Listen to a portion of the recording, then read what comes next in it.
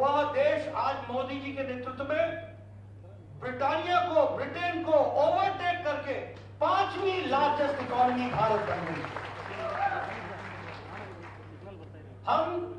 हमारा एक्सपोर्ट 60 लाख करोड़ रुपए से ऊपर चला है।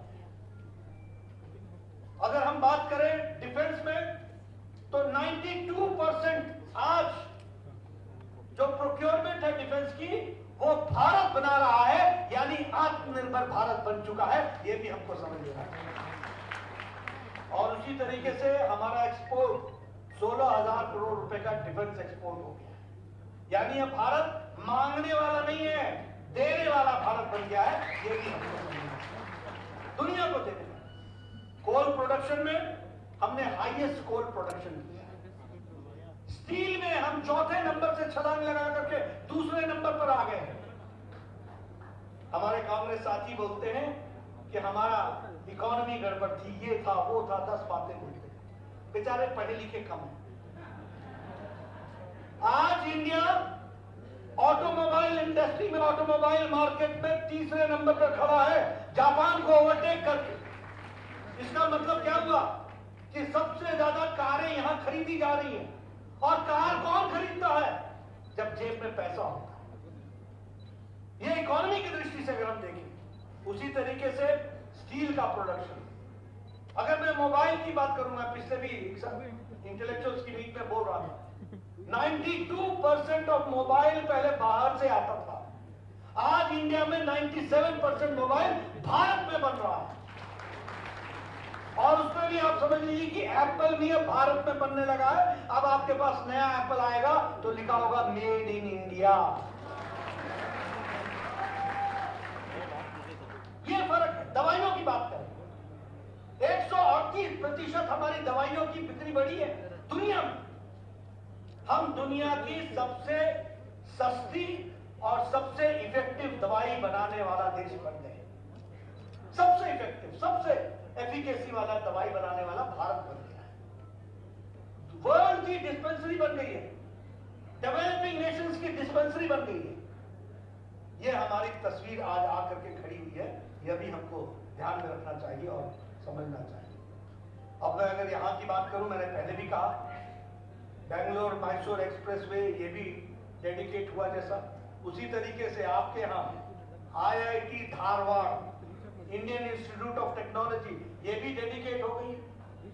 आप सब लोग, हमारे बहुत से लोग, कुछ कार्यकर्ता मैं देख रहा हूं, हम सबको याद होगा कि हम मुंबई जाते थे तो देखते थे IIT Mumbai, IIT Delhi, IIT Kharagpur, IIT Roorkee.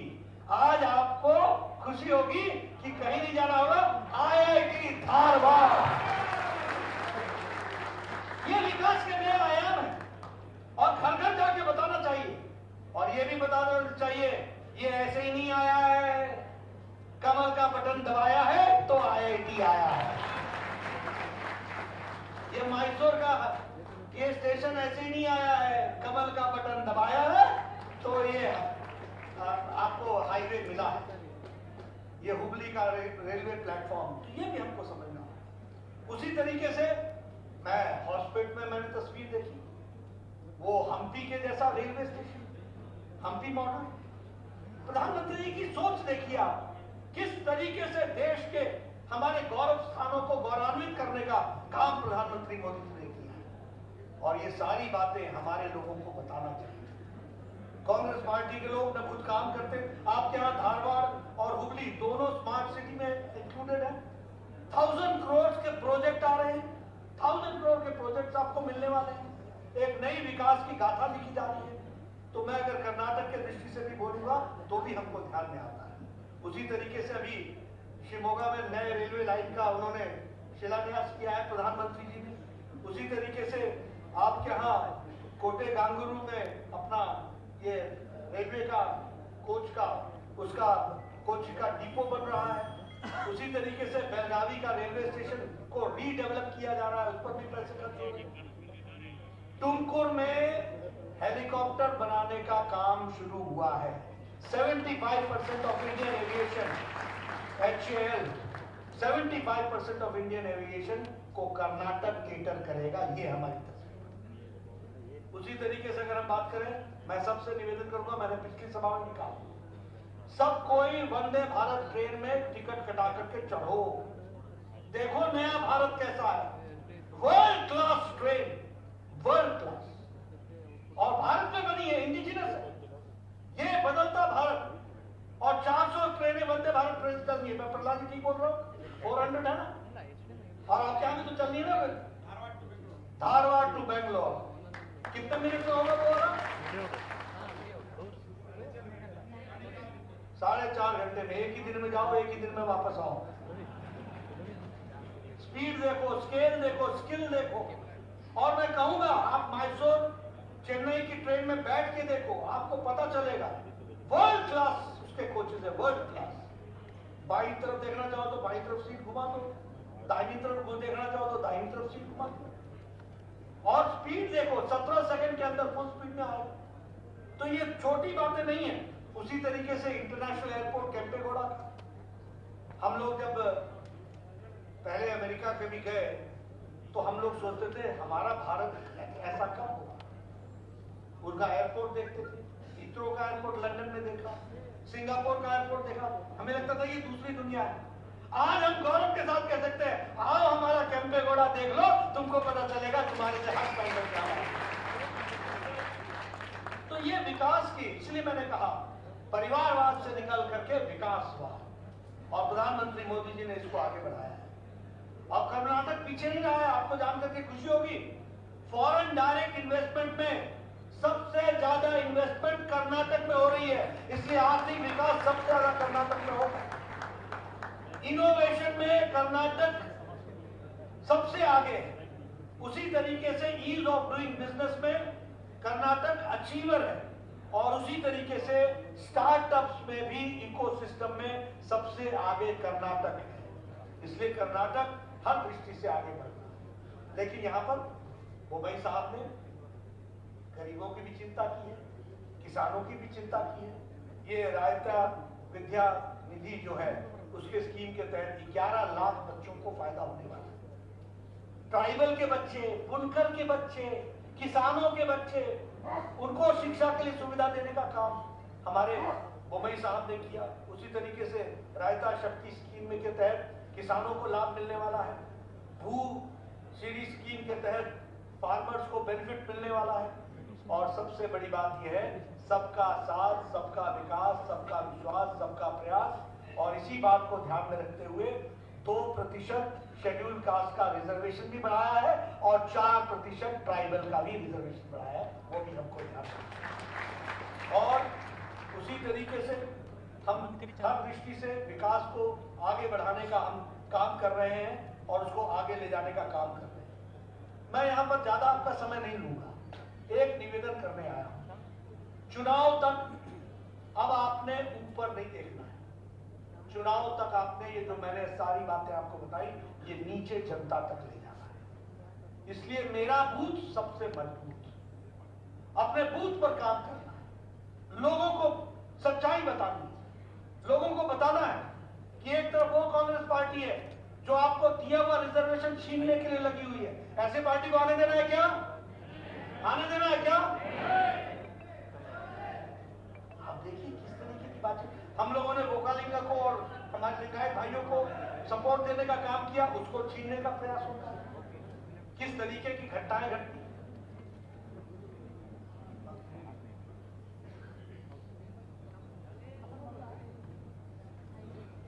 हमारे बोम्मई साहब आए हैं, आप तालियां बजाकर स्वागत।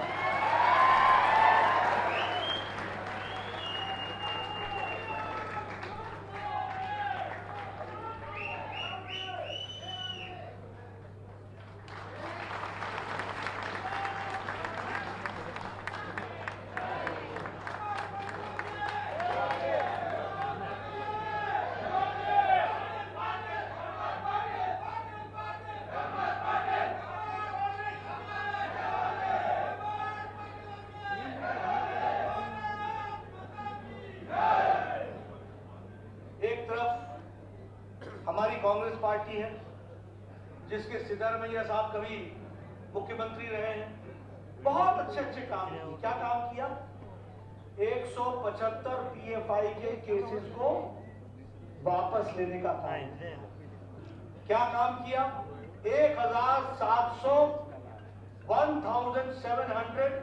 पीएफआई एक्टिविस्ट को जेल से छुड़ाने का काम। हमारे कांग्रेस पार्टी के डीके शिव कुमार हैं, वो कुकर ब्लास्ट में जो लोग इसके दोषी थे उनको डिफेंड करने का काम है। ऐसे लोगों को आने देना है क्या? आने देना है क्या? क्या लक्ष्य रखा है? क्या टारगेट्स रखे हैं? What are the targets? Achievers. PFI का केस वापस। बताइए, पीएफआई ने देशद्रोही काम किया था कि नहीं किया है? किया है कि नहीं किया है? समाज को तोड़ने का काम किया है कि नहीं? देश को तोड़ने का काम किया है कि नहीं? तो ये सिद्धारमैया, इनके रखवाले, इनके पेट्रन, इनके सर्वे सर्वा, इनके नेता, ऐसे लोगों को समाज में स्थान देना है क्या? जिताना है क्या? हराना है ना? तो हराना है तो कमल खिलाना है।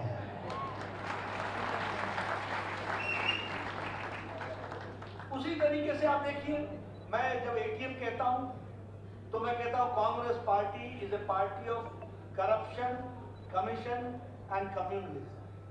देश को बांटो, समाज को बांटो, राजनीति, रिलीजन के नाम पर राजनीति करो और पैसा कमाओ, खूब मौज करो, घर भरो, यही उनका काम है। इसलिए मित्रों, मैं आपके सामने बहुत ज्यादा समय नहीं रहूंगा, एक और कार्यक्रम में भी जाना है, लेकिन मैं इतना जरूर आपसे कहना चाहता हूं। नमस्कार, मैं हूं मानक गुप्ता। अगर आपको हमारा ये वीडियो पसंद आया हो तो इसे लाइक और शेयर जरूर करें, और हां, हमें सब्सक्राइब और फॉलो करना ना भूलें ताकि आप देश और दुनिया की कोई खबर मिस ना करें। तो जुड़े रहिए हमारे साथ और देखते रहिए न्यूज़ 24।